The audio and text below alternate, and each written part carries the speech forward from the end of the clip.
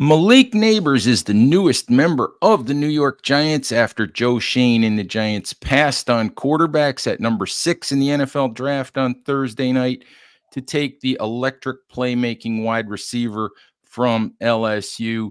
That, of course, will be the topic of today's show. So please like, share, and subscribe to support the Big Blue View YouTube channel here, and let's get right into talking about Thursday night. And here to help me do that is Big Blue View's Tony Del Genio. Tony, good morning. And how are you? Good morning. I'm doing very well, Ed. How uh, how are you feeling about what the Giants did last night?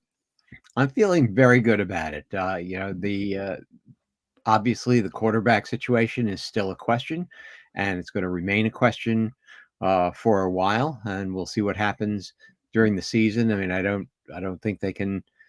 They could draft a developmental quarterback on day two or three, but I kind of doubt they're going to do that actually. But what they did do though is to draft one of the best players in the NFL draft at a position of need. The Giants now finally have an impact player on offense, and I'm thrilled about that. He's a great wide receiver, and he has the potential to do for the Giants what Odell Beckham did a decade ago. Absolutely. And the thing of it is that we did a poll last night at Big Blue View, and fans love the pick. Our voters love the pick. 80% of them gave the pick an A. Another 14% gave the pick a B. Um, Analysts around the internet love the pick. But of course, even some of those analysts grading the pick as an A have a but at the end of that pick. And of course, we know what that but is. We spent most of our live stream on Thursday, you and I, with Nick Filato and Chris Flum. We spent most of that time talking quarterback because it is the most important position in football. It is a big question mark for the New York Giants. And this is why I asked Joe Shane at the pre-draft press conference if it was a bigger sin to pass on a quarterback that you loved and then watch that guy succeed somewhere else, or to swing and miss at a quarterback, to take the shot and get it wrong. And he simply said, you just have to be comfortable with the decision that you make. And that's where the Giants have to be at this point. The other thing I read this morning, Bob McGinn, great veteran sports writer who now works for GoLongTD.com, and Tyler Dunn, which is a subscription site. He wrote this morning in reference to that decision for the Giants. He put it as well as I think it can be put in terms of what the Giants have done here.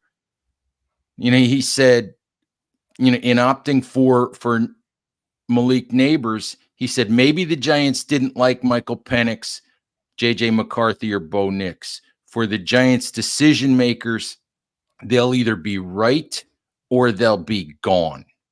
And I think that's exactly, where the situation is, because if they don't get the quarterback right eventually, then 2 years from now, they won't have jobs.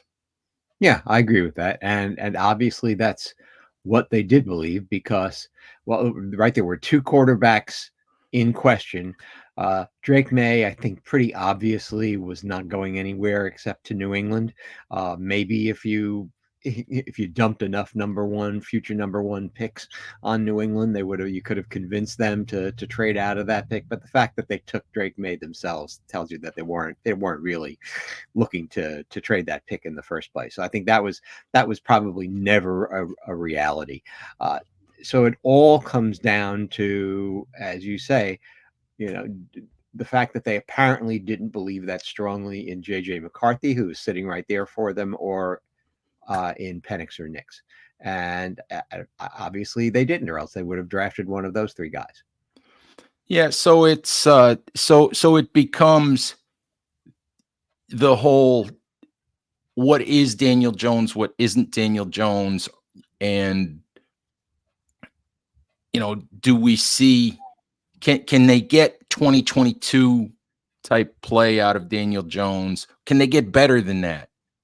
Or are they going to see, what we've seen too often, which is, the Daniel Jones who can't move the Giants offense. And whatever it comes down to, I think this is really, I think, Daniel Jones, I don't want to say last hurrah, but it's his best chance and maybe his last chance to solidify that job for the foreseeable future. Yeah, and like always, it's going to depend on the offensive line, and I think the offensive line was a big part of why 2023 was such a disaster.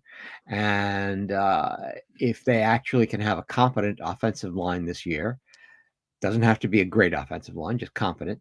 And if they can stay healthy, then really then he's got all the ingredients that he needs, including offensive minded coaches who are creative in getting guys open. With the addition of Nabers, you say, well, it's just one guy added to the offense, but the one guy added to the offense all of a sudden makes these other receivers who previously were wide receiver 1, wide receiver 2, wide receiver 3. Now they're wide receiver 2, 3, and 4. And so they're not going to see the other team's best cornerback or, second, whatever, best cornerback or whatever. So having a real stud at the top of the wide receiver room then I think affects the entire receiving core. And if you have competent offensive line play, then and good offensive minded coaching, then you've got all the ingredients that you need to have the explosive offense that supposedly is needed in the NFL today. And then you can say, okay, either Daniel Jones can do it in that offense or he can't do it in that offense. Period. Absolutely. Yeah, absolutely. And I think, it was interesting. There was so much chatter connecting JJ McCarthy to the Giants. Even McCarthy himself had said on Rich Eisen the night before that he suspected he was headed to the Giants because he had spent so much time with the Giants. And we know how much time the Giants put into all of the quarterbacks in this class. And it seems like in the end, Drake May was their guy, and they were trying to talk themselves into the rest of the guys and really weren't able to do it. And in that case, you don't take the quarterback. But the question becomes if JJ McCarthy becomes a great player, if he becomes a guy that leads Minnesota to Super Bowls and wins Super Bowls, or is a guy that they constantly have a chance to win with. And the Giants don't get this right. If Jones isn't the guy and they don't get this right, that's where this backfires, no matter how good of a player Malik Nabers becomes. Yeah, that's right. And that's the question. And it is a question. My objection to what's going on Twitter ever since the Giants made the pick is that it seems like 90% of Giants Twitter has assumed that they know the answer already, and and the fact is we don't know the answer. You can say that what the Giants did at number 6 last night is to pick the best player available, which everybody says is what you're supposed to do in the draft, and people act as though that rule does not apply when there's a quarterback in the mix, but it still applies if you don't think that quarterback is the guy to do it for you. And as none of us knows right now, including Right. the Giants, including the Minnesota Vikings, and the Atlanta Falcons and the Denver Broncos, right? They're all just taking stabs at things. I will say that JJ McCarthy is going into a good situation in Minnesota. I wrote an article last week for BBV about where the best landing spots would be for drafted quarterbacks, and I thought that Minnesota was actually the best one because they've got an offensive minded coach, they've got good wide receivers, they've got a good offensive line, so everything's set up for a quarterback to do well there. I do feel like if the Giants' offensive line solidifies this year, then the Giants fit that bill also, and then what you'll be able to say about Daniel Jones is, okay, we gave him a fair shot to succeed this year. Absolutely. I think league average offensive line play is really, it would be a huge step forward. And if they get that, then they should have an opportunity to play, to play pretty good offensive football. I want to throw this out. I get asked all the time. I get a lot of emails to the Big Blue U mailbag about the comparison in the beginnings of the careers of Jones and Phil Simms. And if for me, as you said, if they get what they think they're going to get out of the offensive line, it's a fair shot for Jones. For me, if Daniel Jones' Giants career is going to have that Phil Simms arc, then now is when we need to see it. Mm-hmm. I think it's still possible. I mean, it's unusual in this day and age, but it's still possible. But I don't know if it's going to happen. Nobody knows if it's going to happen. But I think perhaps the Giants have put him in the best possible position now to try and make that happen.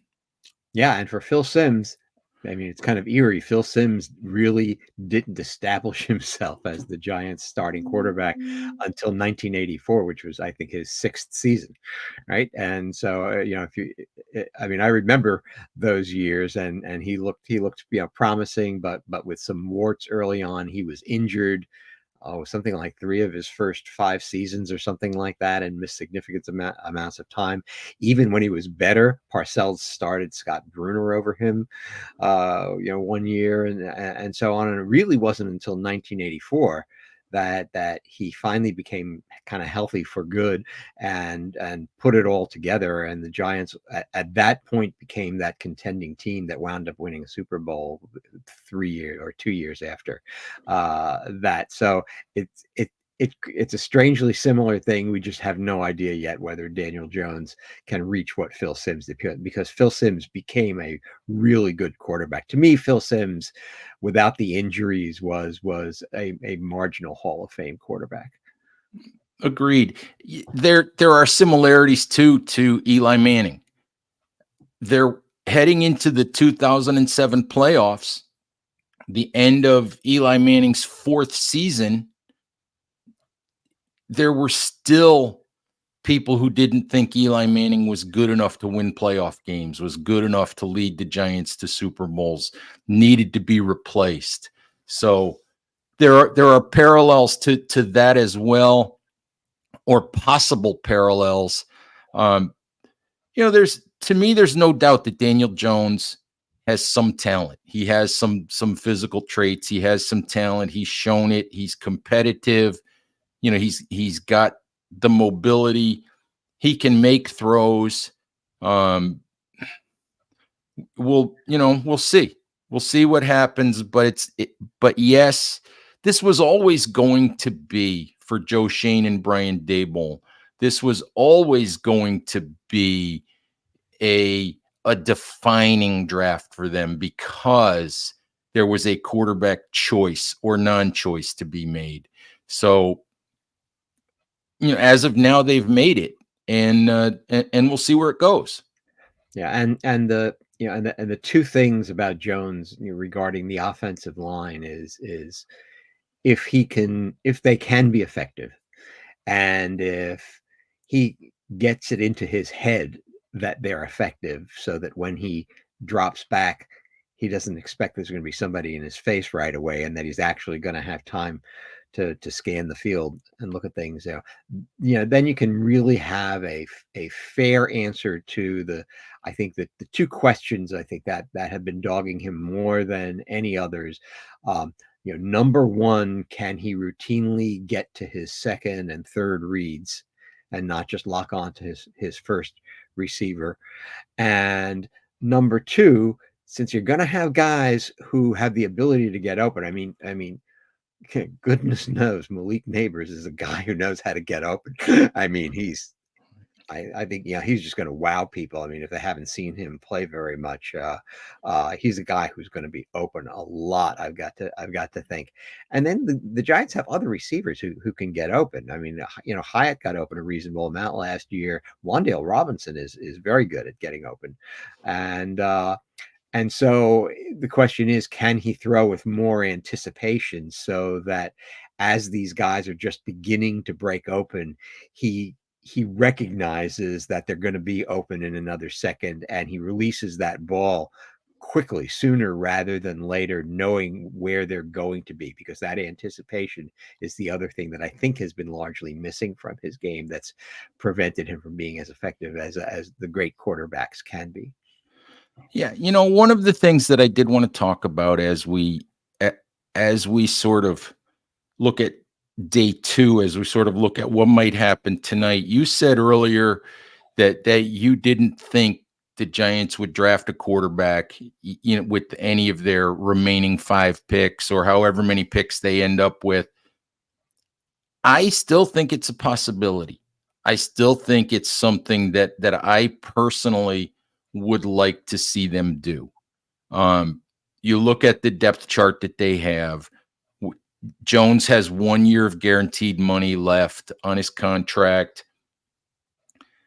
Drew Lock has a 1-year deal. Tommy DeVito, the Giants have, he won those 3 games last year, which for those of you who want to think this way, probably took the Giants out of range to get Drake May, if you really want to think that way. But they really, as we sit here today, don't know who their quarterback's going to be in 2025.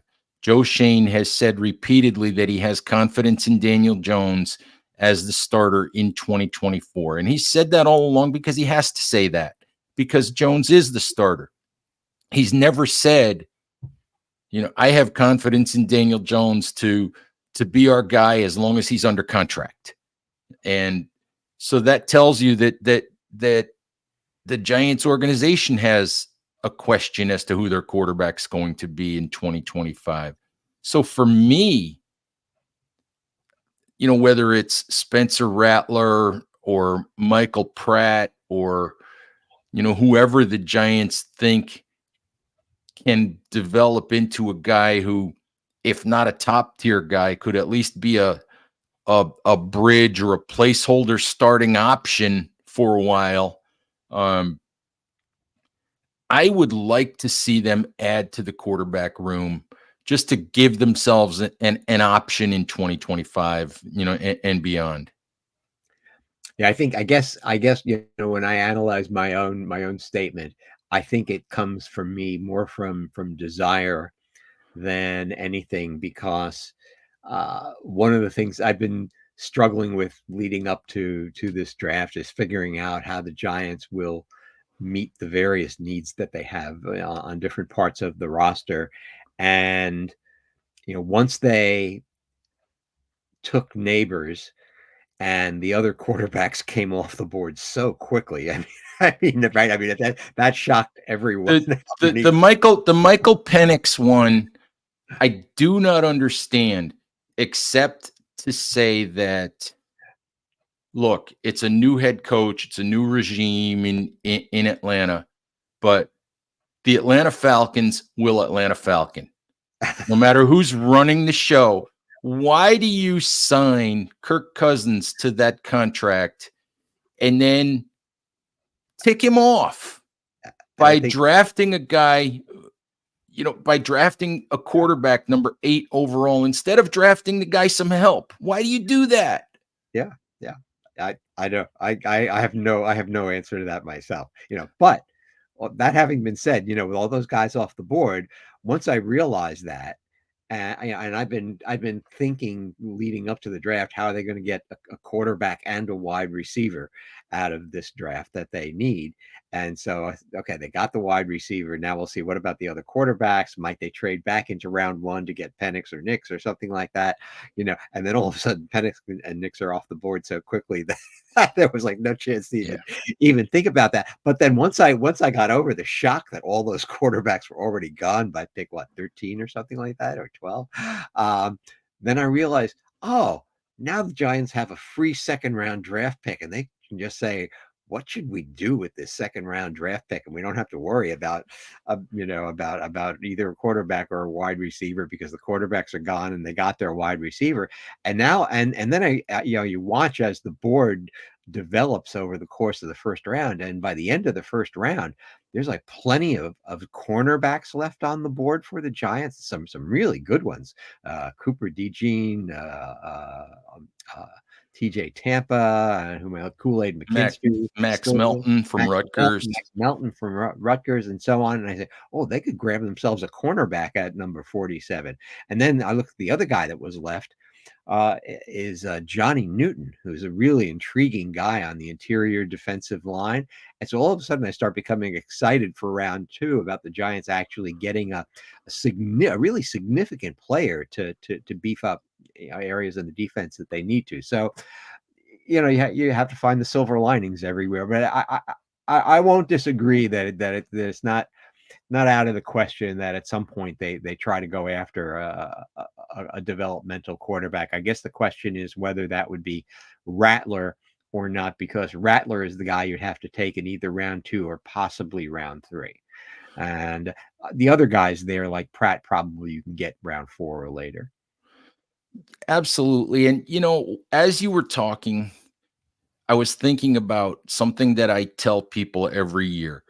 Um, the draft per se is not necessarily about the upcoming season. You want as many players as you can who can contribute as quickly as possible, but the draft is about compiling as much talent as you can for the long term.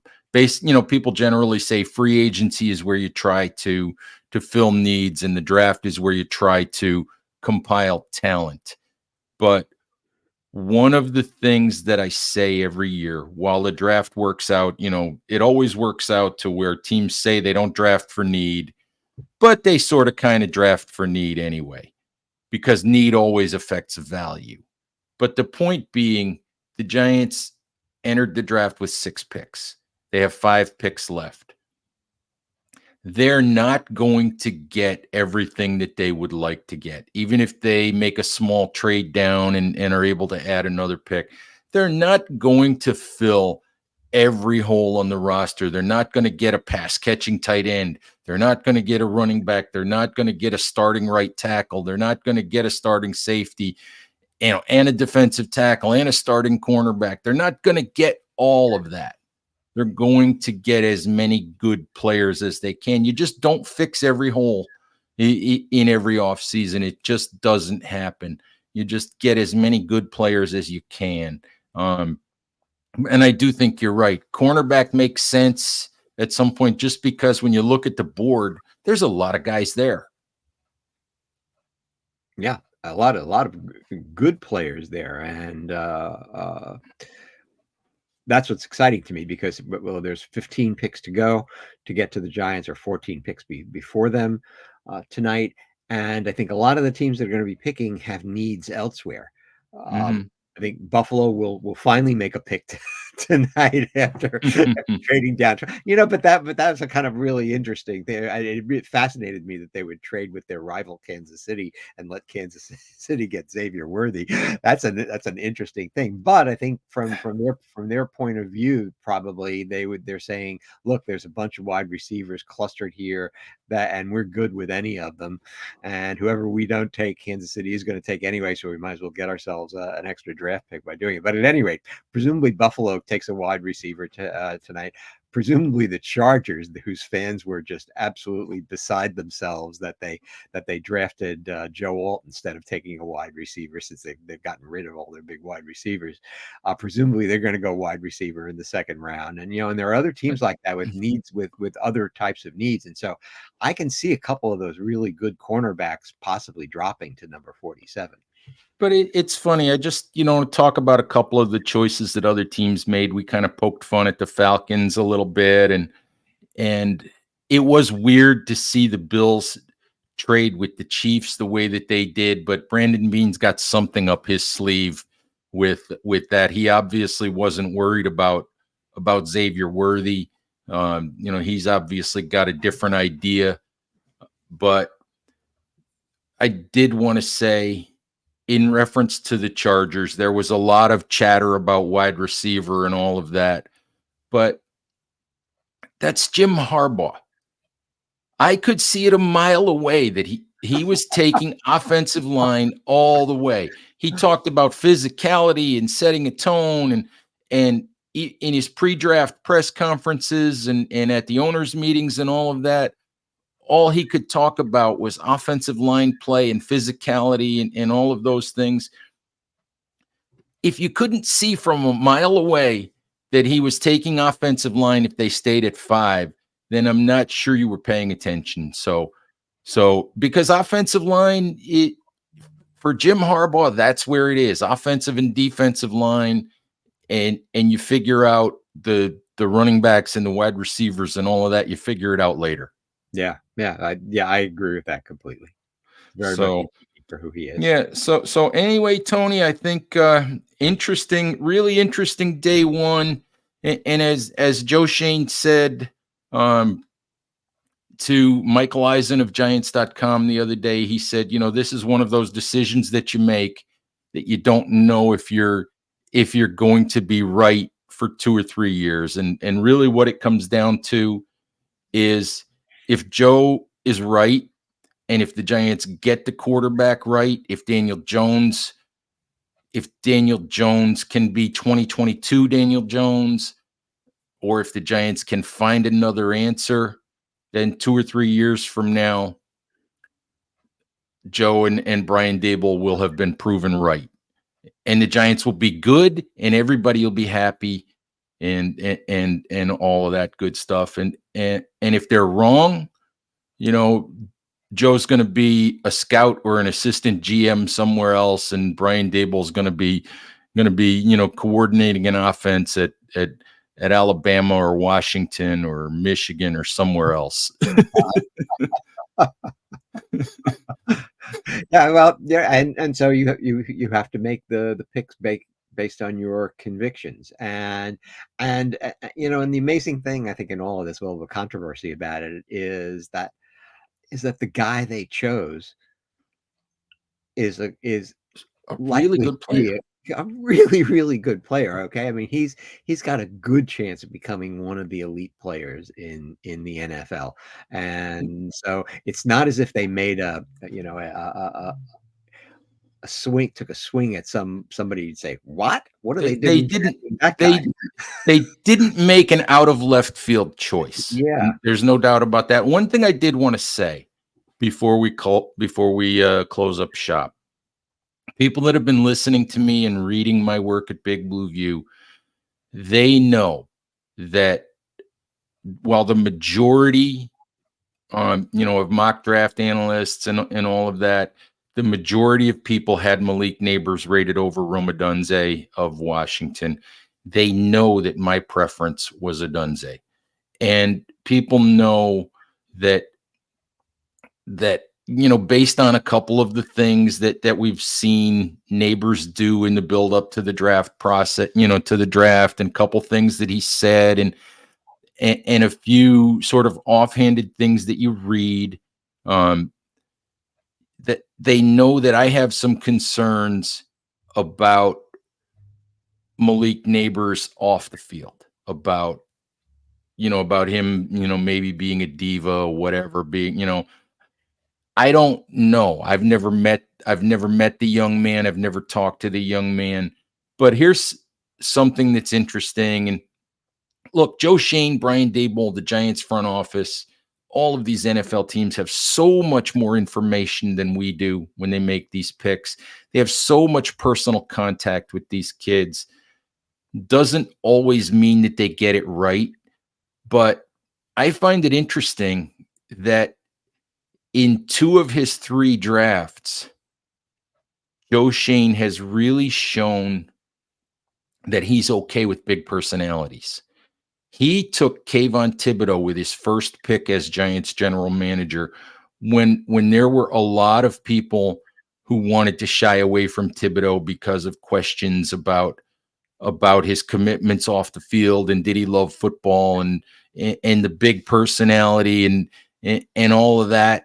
And he was comfortable with that. He's comfortable with Malik Nabers. That's his choice. It's his football team to build. It's his career. It's his legacy. Um, so, and I understand that, it's a talented player. So, so that's what Joe wanted to do. But I find it interesting that that he seems to be fine with the big personalities. Yeah, yeah. I'll say that my first choice was Odunze too, but my expectation was more that if they did go wide receiver, they'd take Neighbors just because of the type of wide receiver he is and what his particular strengths are, which seem to match up with Brian Daboll's philosophy of offense. And yeah, I don't mind. Right. I look at Neighbors and I think about OBJ, and OBJ kind of went off the rails as his Giants career went on. But yeah, and the question is, well, do you want to take a chance on something like that happening or not? And at the wide receiver position, I think it's more likely to happen than at other positions because I think a lot of those guys have big personalities, and it just kind of comes with the job to some extent. And um, eh, so you say, well, we'll see how that plays out. But there are plenty of guys with the same types of things about them in the NFL who are among the top 10 wide receivers in the league. And so I discounted a little bit. I recognize that there's always the possibility of that happening, but I say you can't unless you've and they've done their due diligence on him. I mean, that they've investigated him to the extent possible. And so if they're satisfied with things, then I'm okay with that. Absolutely. And with that said, we will look forward to what happens in round two and round three tonight, and see what surprises, if any, Joe Shane and the Giants pull. So, Giants fans, thank you as always for listening. Please stay safe out there. Take care of each other, and we'll talk to you soon. Bye bye.